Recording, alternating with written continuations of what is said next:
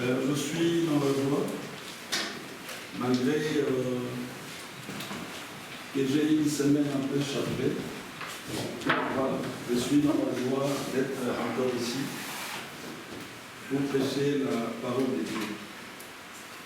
Alors, depuis la maison, j'ai noté, j'avais quelques informations ou quelques témoignages selon que vous allez les prendre. Mais sinon, hier, j'étais dans la joie à la maison et j'ai une fille, en tout cas la dernière née de la famille, qui étudie avec une autre fille qui habite la même rue que nous. Et ce que je savais, cette fille-là qui vient de temps en temps passer ses journées à la maison, ses parents sont témoins de Jéhovah.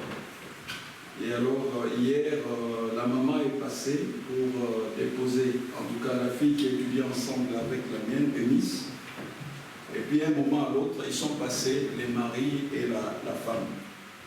Et comme chez moi, on a fait des travaux de rénovation, notamment la cuisine, alors ils étaient curieux, surtout les maris, ils voulaient voir un peu la cuisine. Je lui ai expliqué comment les ouvriers ont travaillé, comment nous étions un peu dérangés là.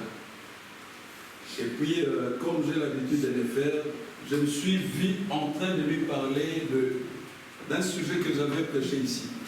Donc je lui disais, c'est un peu curieux, quand on voit les gens, on les côtoie, ils se disent chrétiens. Mais lorsqu'on teste un peu, on remarque qu'ils se disent chrétiens, mais en réalité, ils n'ont pas reçu le Saint-Esprit. Alléluia. Amen. Alors ça l'avait touché. Il m'a arrêté là, il dit, qu'est-ce que tu dis, mon frère?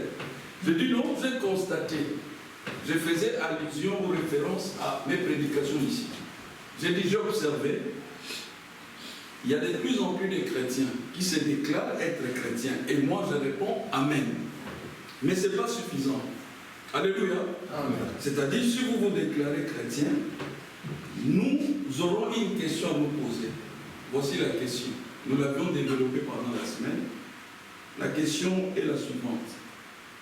Avez-vous reçu quoi? Saint-Esprit.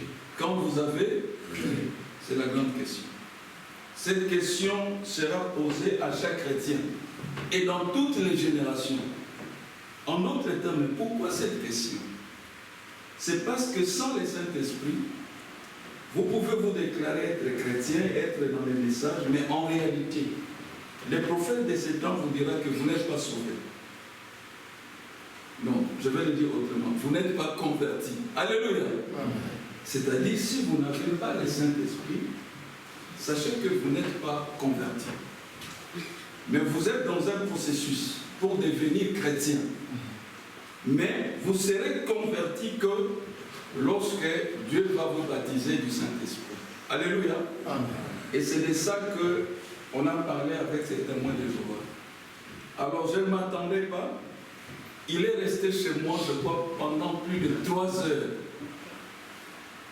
Parce que, vous savez, ils ont leur doctrine et leur conception.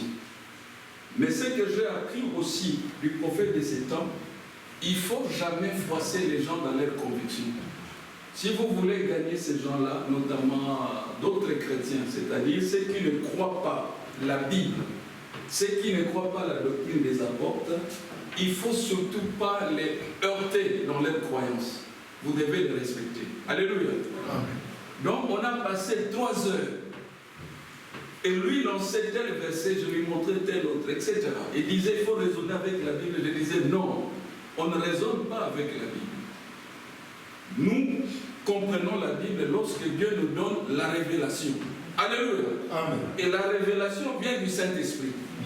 Alors, je donnais les versets. J'ai dit, la révélation vient du Saint-Esprit. Jésus a dit, quand le Saint-Esprit viendra, c'est ça le sujet qu'on va aborder aujourd'hui. Jésus dit, il vous conduira dans toute la vérité. Est-ce qu'il a dit cela? Amen. C'est de cela que nous allons parler.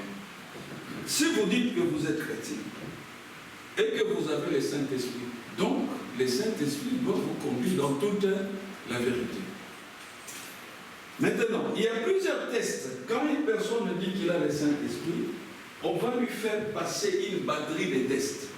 D'abord, nous devons chercher à voir si cette personne porte les fruits de l'esprit. S'il ne porte pas les fruits de l'esprit, non. Nous commençons à mettre en doute son baptême du Saint-Esprit. Alléluia. Nous devons tester. Je crois que ceux qui étaient là la semaine, nous avions dit pourquoi tester. La Bible appelle cela éprouver les esprits. Est-ce que je dis la vérité? On doit éprouver les esprits. Ce n'est pas parce que vous dites que vous êtes dans les messages que nous, on doit avaler cela. Non, on ne va pas avaler cela. La Bible nous autorise et nous permet d'éprouver votre esprit. Un exemple. On ne peut pas comprendre quelqu'un qui est marié. Il dit qu'il a reçu le Saint-Esprit. Et puis il va prendre encore une autre femme en cachette. Non. La question sera, mais quel est ce Saint-Esprit-là qui doit t'amener à laisser ta femme et en prendre une autre? Alléluia. Amen. Vous comprenez les tests? Maintenant, Jésus a dit aussi, on va dire ça, ça ce n'est qu'une introduction. Il a dit encore ceci. Quand le Saint-Esprit viendra, il me glorifiera.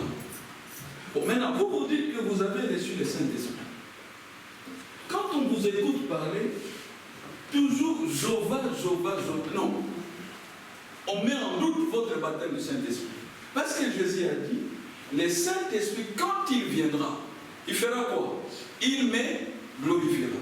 Le Saint-Esprit glorifie le Seigneur Jésus-Christ. Pourquoi il glorifie le Seigneur Jésus-Christ? Parce que c'est l'Esprit de Jésus-Christ. Vous comprenez? Alors, un moment, comme lui parlait de la Bible, moi aussi j'ai pris ma Bible, on a commencé à parler. Alors le Saint-Esprit est venu en aide. Je lui ai dit, mais moi j'ai une Bible version Louis II. Et j'ai fait remarquer à ces témoins de Jéhovah, je n'ai jamais écrit la Bible. La version que j'avais, c'est une traduction qui a été faite par Louis II. Est-ce qu'il y a quelqu'un qui a la Bible, la traduction Louis II? Levez la main. Ah, frère Jean-Marie, vous voyez? Or, Louis II, ce n'est pas un Congolais. Je ne sais même pas sa nationalité. Vous connaissez la nationalité de... Voilà. Il pourrait être un Français. Parce que Louis II, vous voyez, Louis. Bon, je soupçonne. Je ne connais pas la nationalité. Mais je lui faisais... Je donnais ce nom-là. Parce que par moment, il contestait les versets bibliques. Si vous avez les Saint-Esprit, vous ne pouvez pas contester les versets bibliques. La parole de Dieu est infaillible. Et la parole de Dieu ne passera point. Alléluia. Amen. Alors lui lisait sa Bible dans une certaine version. Un moment, je lui ai posé la question. Il avait sur iPhone. Je lui ai dit, mais ça c'est quelle version? Alors il me répond, la version des témoins de Jéhovah. Alléluia. Amen. Donc, les témoins de Jéhovah, vous devez le savoir, ils ont créé leur version à eux. Ils ont déformé certaines versions de la Bible. En faisant cela, ils montrent qu'ils n'ont pas le Saint-Esprit. C'est pourquoi je disais, Louis II n'est pas mon grand-père. Je n'ai rien à voir avec Louis II. La Bible que je détiens ici, je vais voir la version. Voilà, la Sainte Bible traduite sur les textes originaux hébreux et grecs. Nouvelle édition d'après la traduction de Louis II. Vous comprenez? Je n'ai rien à voir avec Louis II. Mais, pourquoi je parle de notre échange de plus de 3 heures avec ces témoins de Jéhovah? Nos échanges, nos exhortations étaient centrées sur la divinité de Jésus-Christ. Je ne sais pas qui a enseigné aux témoins de Jéhovah, ils n'acceptent pas que Jésus-Christ est Dieu. Or, la Bible dit Jésus-Christ est Dieu. Est-ce que vous les croyez? Amen. On va les démontrer. Je vais passer mon temps à lui démontrer. Ce que j'ai aimé, je crois que si Jésus-Christ était en place avec cet échange-là, il réagirait comme il avait réagi à l'égard du jeune homme riche. C'est-à-dire, la Bible dit, lorsque le jeune homme riche a répondu au Seigneur Jésus-Christ, je connais les commandements, j'adore Dieu, je respecte mes parents, je ne vole pas, etc. La Bible dit, Jésus l'aima. Et quand on échangeait avec ces témoins de Jéhovah, je voyais et je pouvais sentir qu'il aimait Dieu. Mais seulement il a été endoctriné. Et beaucoup de gens, à l'ère actuelle, se sont fait facilement endoctriner, même dans les messages. On leur a prêché, donné certains enseignements qui sont contraires à la Bible. Ces enseignements-là, ce sont des enseignements humains, fabriqués par les hommes. C'est pourquoi ça ne peut pas leur amener à faire l'expérience du baptême du Saint-Esprit. Alléluia. Démontrons d'abord que Jésus-Christ est Dieu. Il y a plusieurs passages qui les citent. Allons dans les livres de 1 Jean.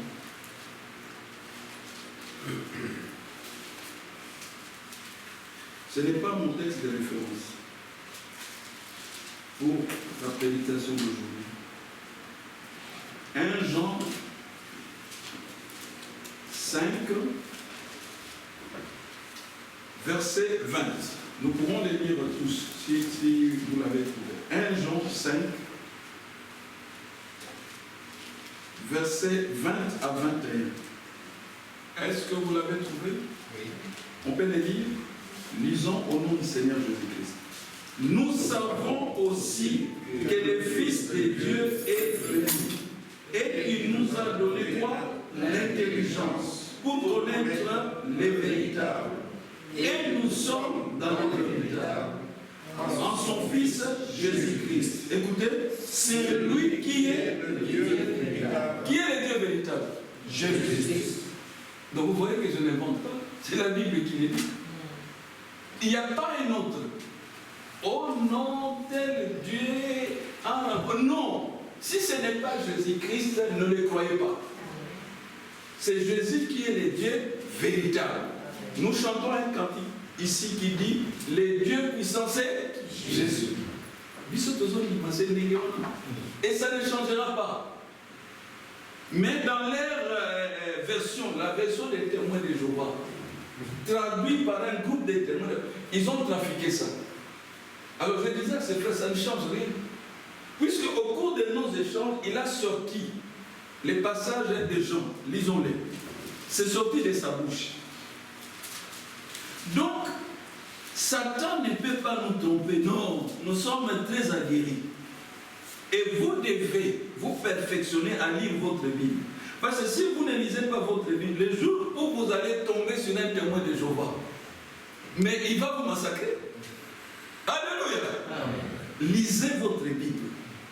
Voici le verset qu'il m'avait donné. Parce que lui maintenait sa position. Nos échanges étaient cordiaux. Il n'y a pas eu de dispute. C'est pourquoi je disais, un chrétien se caractérise par sa douceur, un esprit doux. Il ne se dispute pas. Celui qui détient l'or, il ne se bat pas, parce qu'il sait qu'il a l'or. C'est des gens qui détiennent n'importe quoi entre les mains, ce sont ceux-là qui se disputent. Lui m'a donné ces passages. Il voulait me prouver que Jésus est fils de Dieu. Alors si on dit Jésus est fils de Dieu, nous disons Amen. C'est ce que la Bible dit. Mais la Bible ne dit pas seulement qu'il est fils de Dieu. La Bible dit aussi il est Dieu véritable. Ça, il ne voulait pas l'accepter. J'ai dit non frère. C'est-à-dire la Bible, on ne peut pas l'interpréter. Tu prends un seul verset et tu t'accroches là. Non. Il faut prendre de la Genèse à Apocalypse. Vous verrez, Jésus lui-même démontre. Toute la Bible ne parle que de Jésus-Christ. Si vous trouvez quelqu'un d'autre, vous vous trompez de chemin. Parce que Jésus, Jean va le dire. Lisons Jean chapitre 1er, verset 1. Lisons ensemble. Verset 1, allons-y. Au commencement était la parole. Ensuite, et la parole était avec Dieu. Et la parole était Dieu. Vous voyez? Donc même ce verset que lui, témoin de Jéhovah, a cité, démontre que la parole était Dieu. Mais attention, Jésus a un commencement. Mais Dieu n'a pas de commencement. Alors je me disais, c'est un mystère.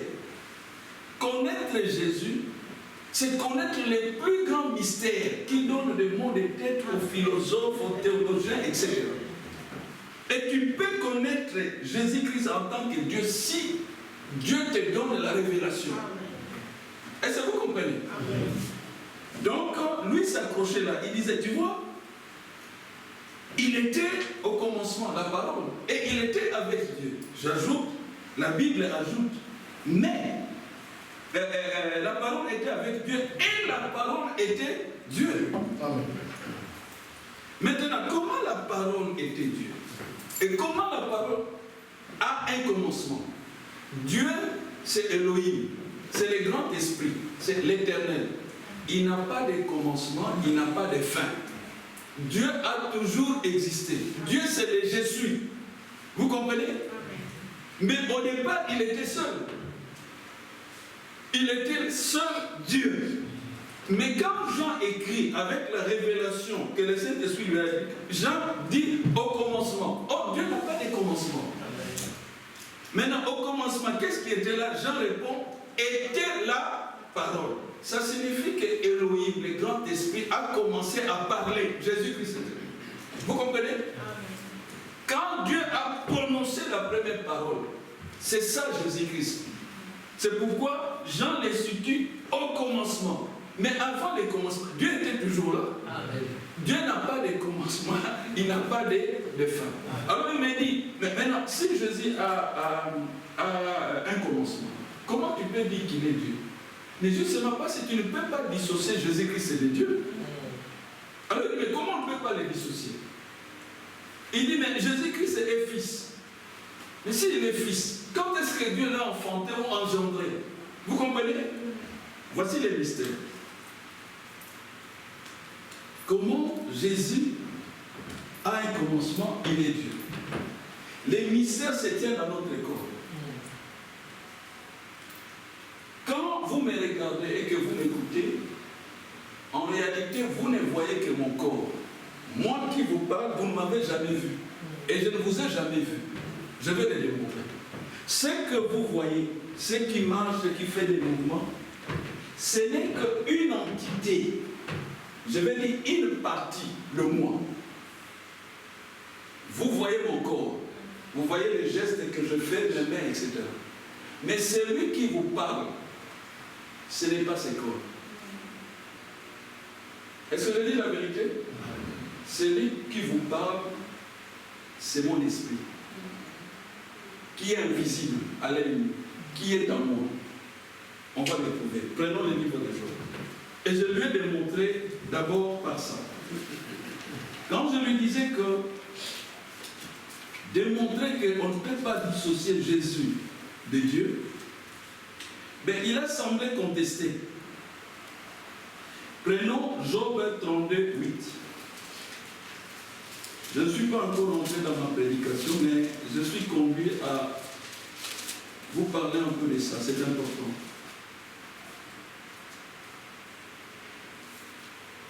Job 32, 8.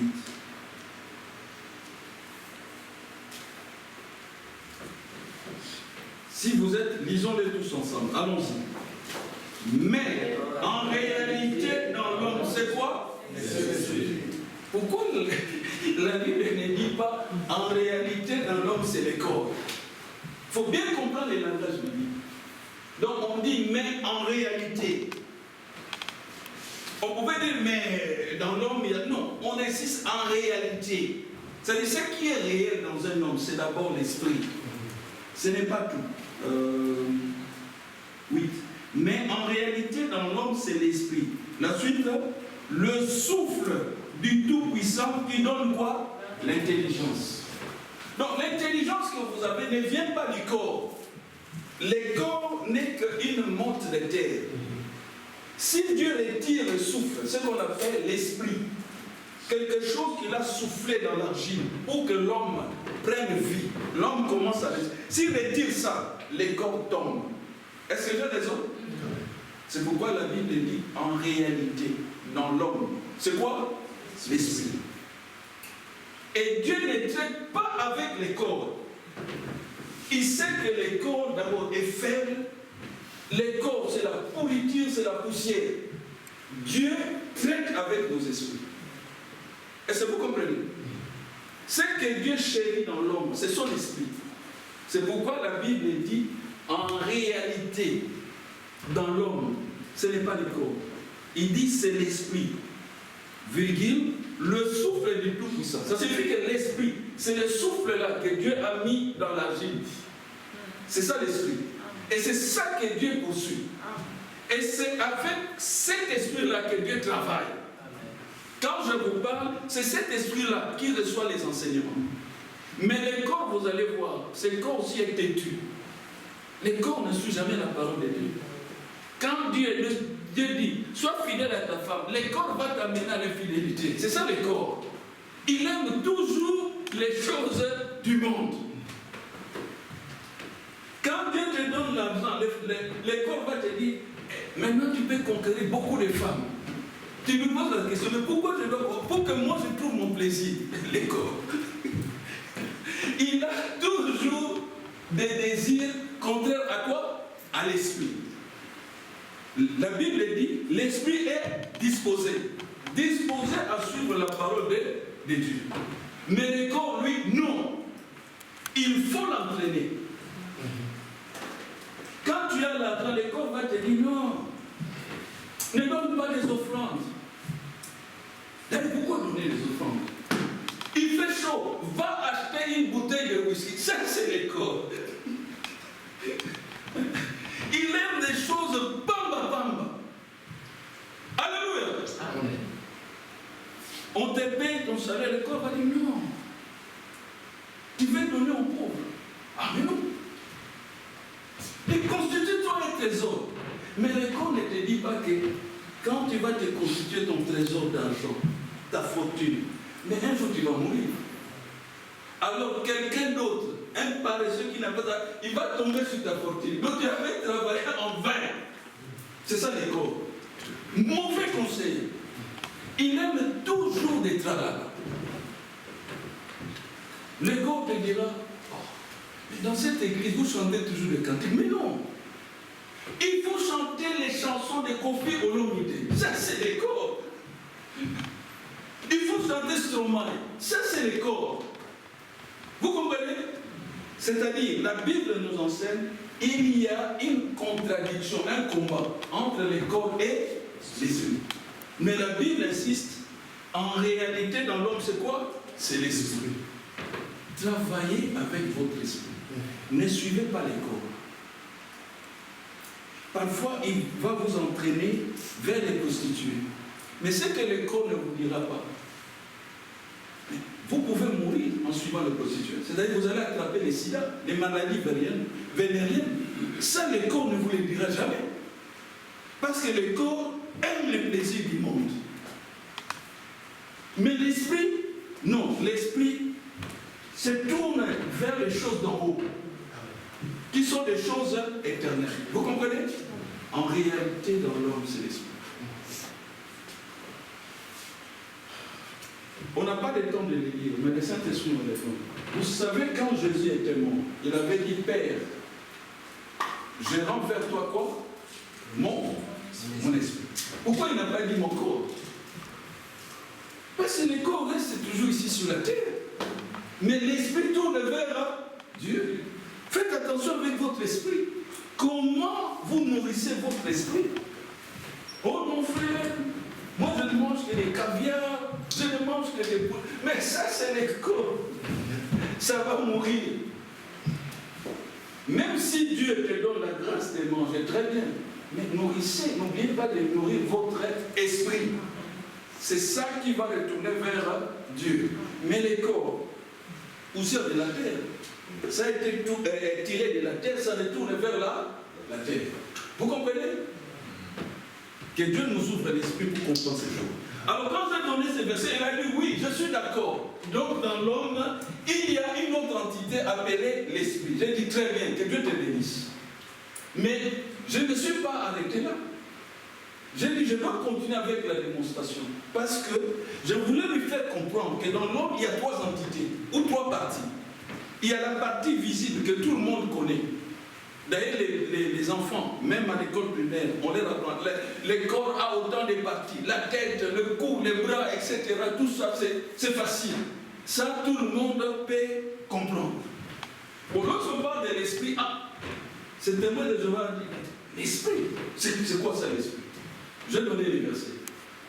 On peut naviguer là, vous allez trouver autant, on dit, il faut adorer Dieu en esprit et en vérité. Vous voyez, toujours l'esprit. Dieu, il traque l'esprit. Mais Satan, lui, c'est le corps.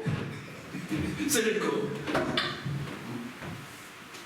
Maintenant, donc, je leur avais fait cette démonstration. Alors, je regarde un peu mes notes.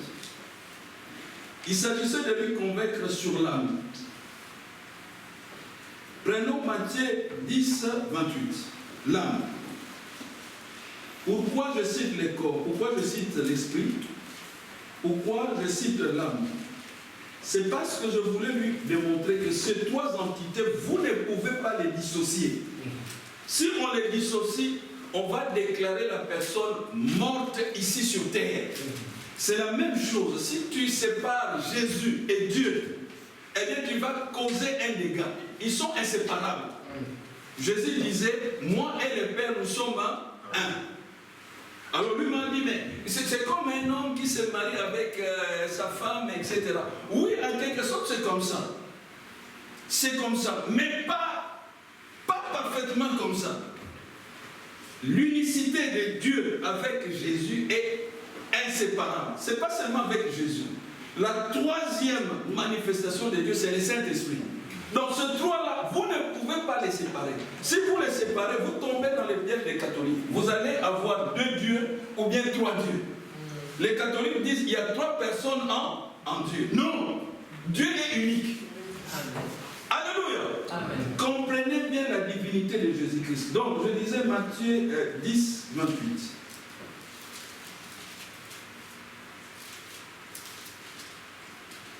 Matthieu 10, 28.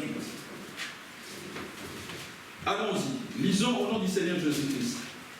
Ne craignez pas ceux qui tuent le corps et qui ne peuvent tuer l'âme. Craignez plutôt celui qui peut faire périr l'âme et le corps dans la géhenne. Vous voyez? Dans Job, on a parlé de l'esprit. Mais ici, on dit ne craignez pas celui qui peut tuer quoi? L'âme. Ce sont des entités différentes. Mais ces trois choses, c'est-à-dire corps, esprit, âme, sont toujours liés. Vous ne pouvez pas les séparer. S'il s'agissait du corps, Jésus allait dire ici, dans Matthieu 10, 28, il allait dire, ne craignez pas, ne craignez pas, ici les distingues, donc ne craignez pas ceux qui tuent le corps. C'est de ça que j'avais parlé, première entité de l'homme. Bon maintenant, et qui ne peuvent tuer l'âme. C'est une autre entité de l'homme. C'est-à-dire, dans un homme, il y a le corps, il y a l'esprit, et il y a quoi? L'âme. Bon maintenant, quand vous voyez Dieu,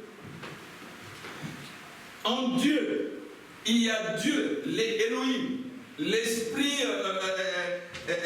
tout-puissant, créateur de toutes choses, qui existe par lui-même. Cet esprit-là s'est mis à parler. C'est là Jésus-Christ. C'est comme moi qui vous parle. Vous ne pouvez pas me dissocier avec ma parole. Ça suffit que si vous n'entendez plus ma parole, c'est-à-dire on m'arrache la parole, ça suffit que je vais mourir. Ou bien je suis mort. Est-ce que vous comprenez? Un mort ne parle plus. Mais cet esprit-là, Elohim, dès qu'il s'est mis à parler, c'est ça la parole. C'est ça Jésus-Christ. Est-ce que vous comprenez? Amen. Tu ne peux pas dissocier Dieu avec sa parole. Dieu, c'est sa parole. Maintenant, cet esprit créateur, Elohim, personne ne l'a encore vu. Si tu vois Dieu, tu meurs, parce que nous sommes des pécheurs. Il y a une seule personne qui a vu Dieu dans son essence, dans son originalité, c'est Jésus-Christ. À part Jésus-Christ, personne n'a jamais vu Dieu en tant qu'esprit. Est-ce que je dis la vérité? C'est ce que la Bible nous enseigne. Maintenant, là où nous avons dit, ne craignez pas ceux qui tuent les corps et qui ne peuvent tuer l'âme. Il y a d'autres versets que vous connaissez, on n'a pas le temps. C'était juste une introduction. Les versets disent, l'âme qui pêche, c'est celle qui... On n'a pas dit le corps. Donc la Bible est précise. On peut trouver pas mal de versets qui démontrent. Tantôt on parle de l'esprit, tantôt on parle du corps, tantôt on parle de l'âme. Bon, ici la Bible, à travers la bouche de Jésus-Christ, nous donne la précision. Ça signifie que l'âme peut mourir.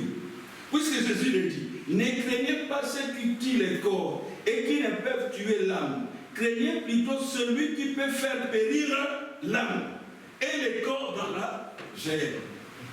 Donc la démonstration lui était faite. Alors, je bénis le Seigneur, il a compris. Il était d'accord, il dit, tu as raison. Je n'ai jamais pensé à cela, mais tu as raison. C'est-à-dire, dans l'homme, il y a trois entités et qu'on ne peut pas les séparer. Si je bouge comme ça, c'est mon esprit, mon âme et mon corps qui bougent. Ça marche toujours ensemble. C'est une entité, c'est des tâches, c'est fini. On va me déclarer sur terre mort. Est-ce que vous comprenez? Alors, Dieu c'est pareil. Partout où Jésus allait, Dieu était là. C'est-à-dire, tous les ciels, l'armée s'est accompagnée de Jésus. C'est pourquoi Jésus pouvait dire, le royaume des cieux est au milieu de vous. Amen. Autre exemple, si on reçoit le roi des Belges, son nom, l'actuel, c'est Philippe. Si Philippe descend en Belgique, il est seul. Ça signifie que le royaume de Belgique est venu là au Congo. Vous comprenez? Parce que si Philippe prend un engagement, ça signifie que c'est toute la Belgique qui doit se ranger derrière leur roi. Vous comprenez? Et pour démontrer que Jésus est Dieu, on l'appelle le roi des rois. King of Kings. Autre chose, je vais terminer par là. Prenons Hébreu.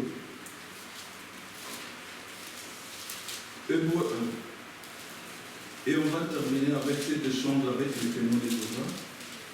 Vous devez bien lire et comprendre la parole de Dieu, parce que si vous tombez sur ces gens-là, ce sont des gens qui connaissent très bien les Écritures, malgré qu'on leur a prêché sur une version à eux.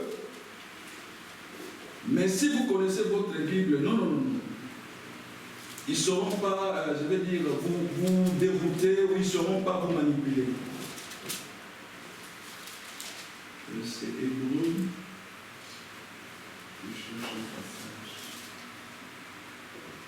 Hébreu chapitre 1er, verset 6.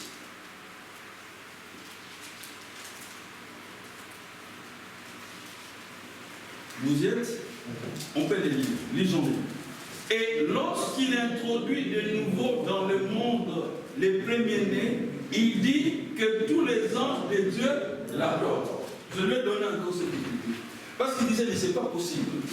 Jésus, c'est un homme, c'est un fils de Dieu, on ne peut pas l'adorer. Je dis, moi j'adore Jésus-Christ. Il dit, mais alors, tu commets un grand péché? Je dis, non, ce n'est pas un péché. Puisque les versets que je viens de donner, Hébreu 1, 6, c'est Dieu qui parle. Quand Dieu introduit Jésus-Christ, il dit que les anges l'adorent. Alors je dis, le premier commandement de Dieu, tu n'adoreras pas un autre Dieu. Mais si Dieu autorise, je donne un exemple. Admettons que frère Kanda soit Jésus-Christ. Dieu, le Dieu Tout-Puissant, il dit, je donne la permission, adorez-les.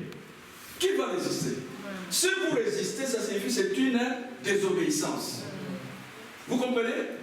Donc Dieu ne peut pas, Dieu ne partage jamais sa gloire. S'il vient, il introduit Jésus, il dit aux anges, tous les anges, adorez-les. Ça signifie que vous devez l'adorer. Et ce n'est pas un péché. Alors dans leur version, ils n'ont pas dit, ils n'ont pas mis adorer, ils sont malins. Ils ont dit, rendez-lui hommage. Ça ne change rien. Quel est cet homme-là que vous connaissez pécheur, où tous les anges doivent lui rendre hommage? Moi, je ne le connais pas. Vous voyez? Donc, ils peuvent manipuler, changer des versets. Non! Le Saint-Esprit est imbattable. Alors, je lui ai dit, malgré nos échanges, j'étais tellement rassuré. J'ai dit, frère, on nous a enseigné que connaître tous les versets bibliques, devenir imbattable. C'est-à-dire faire comme si vous étiez à Google. On dictait le verset, toi tu récites. Frère Branham me dit, c'est pas ça qui fera de vous que vous puissiez connaître Dieu. Il dit, c'est pas ça. Donc j'ai monté des niveaux, j'ai dit, c'est pas ça. Donc même si je vous ai aligné les Écritures, ça vous démontre clairement, mais c'est pas comme ça qu'on connaît Dieu. Pour connaître Dieu, frère Branham donne la clé. Il faut la généalogie. Qu'est-ce que vous voulez dire? Si tu te mets régulièrement à genoux, tu pries, alors Jésus-Christ va t'apparaître. C'est ça qu'on est traité. Il va commencer à t'expliquer la parole. Est-ce que vous le croyez? Paul dit, l'évangile que je vous ai enseigné, je ne l'ai reçu d'aucun homme. Qui l'a enseigné? C'est Jésus-Christ. Amen. Donc frère Branham a raison. Ce n'est pas connaître les Écritures, commencer à les aligner, comme je l'ai fait là. Vous allez à Job, vous revenez là, 1 Jean, etc. C'est bien. Quelqu'un qui lit régulièrement peut faire cet exercice, mais ce n'est pas suffisant. Il faut, dans la prière, que Jésus-Christ vienne se révéler à vous. Est-ce que vous le croyez? Comment Jésus-Christ avait rencontré Saul et Tarse?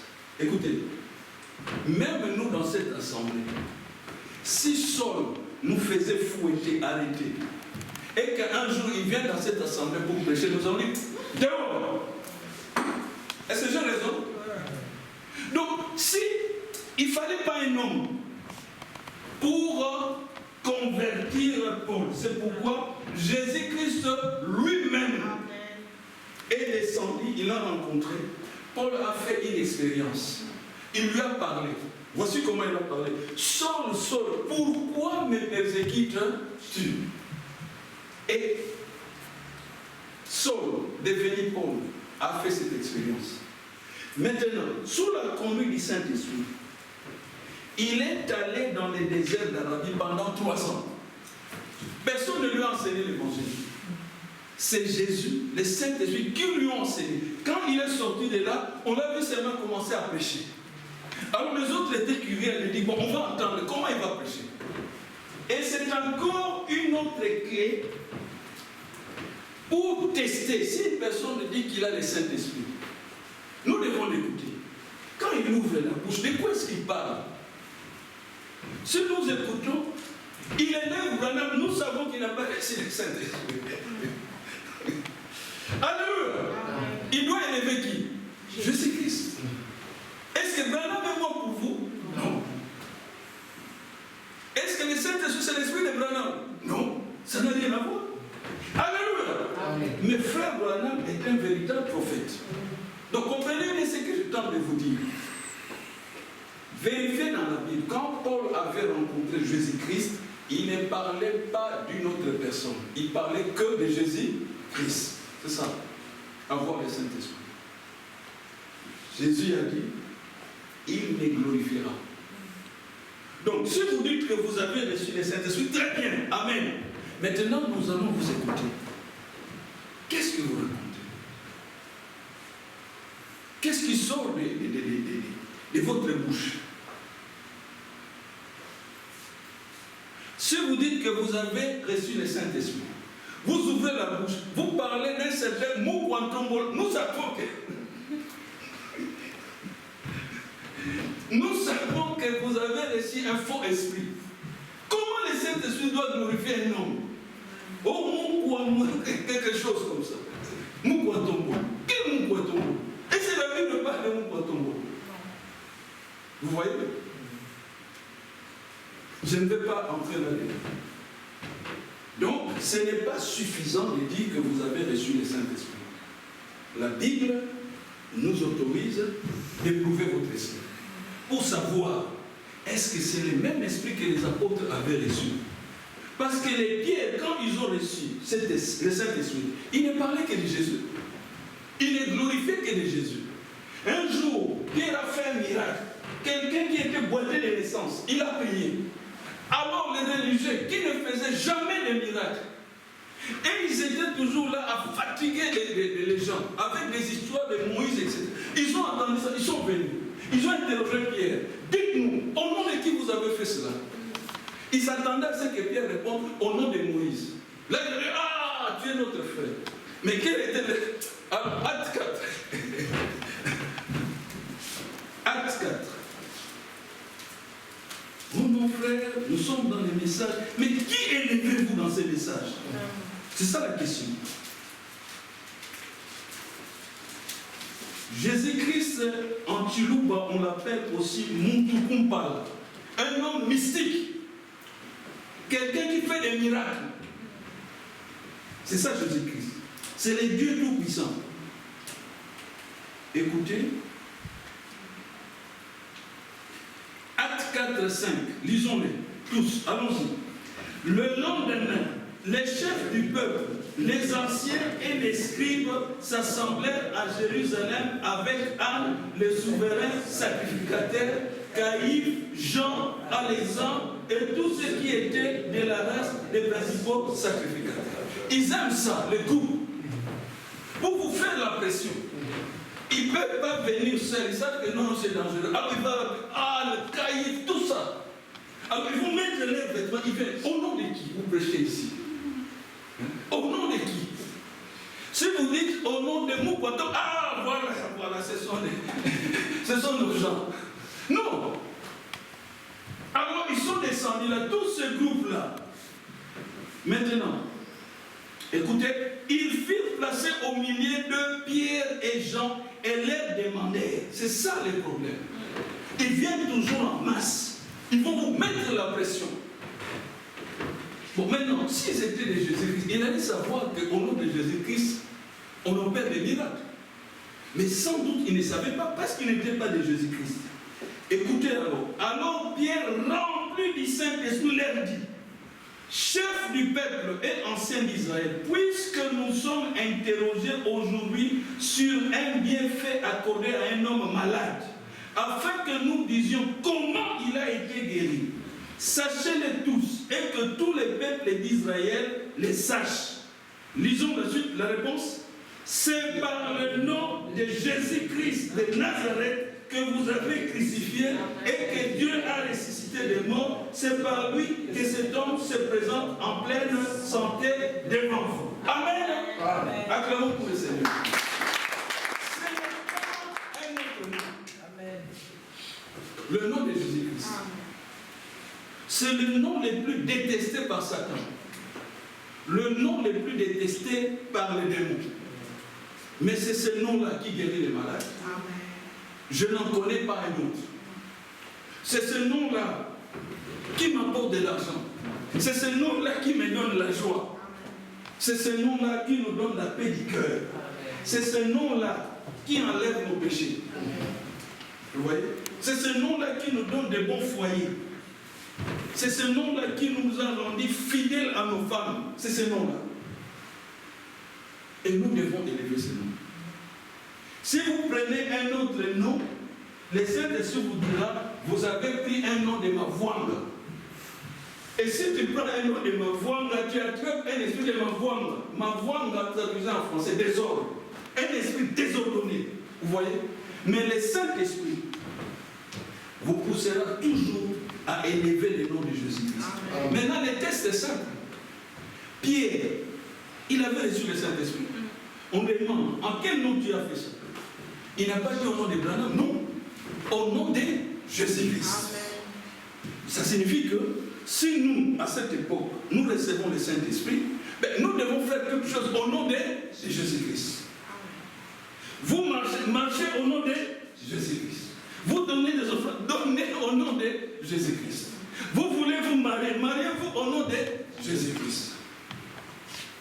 Bon, si vous vous mariez au nom de votre oncle, vous attrapez l'esprit de ma femme. Et ainsi, pour clôturer avec cette première partie, j'ai regardé une émission qui se passe en Côte d'Ivoire. L'émission se nomme Point d'accord. Alors il y avait une belle femme là, ivoirienne. Et un homme, un Ivoirien, qui avait eu une bourse pour aller étudier en France, lui avait demandé la main. Ils étaient fiancés. Et puis l'Ivoirien est parti. La femme est restée. L'étudiant ivoirien s'est battu pour lui trouver un emploi. La femme a eu un bon emploi. Mais je crois que l'erreur qu'avait commis cet Ivoirien, pour trouver l'emploi à sa femme, il a eu recours à un de ses amis. Je n'ai rien à voir avec la religion musulmane. Je vous avais dit que je respecte toute religion, mais c'est le cas ici. Alors son ami musulman, qui était bien placé, qui était un homme riche, a trouvé de l'emploi à sa femme. Jusque-là, tout allait bien. Lui en France, l'ami en Côte d'Ivoire, bien placé, très riche. L'étudiant en France lui avait téléphoné. Grâce à ses relations, cet ami musulman lui a trouvé un bon poste de travail pour sa femme. Et la femme a commencé à travailler. Et alors la femme gagnait maintenant beaucoup d'argent.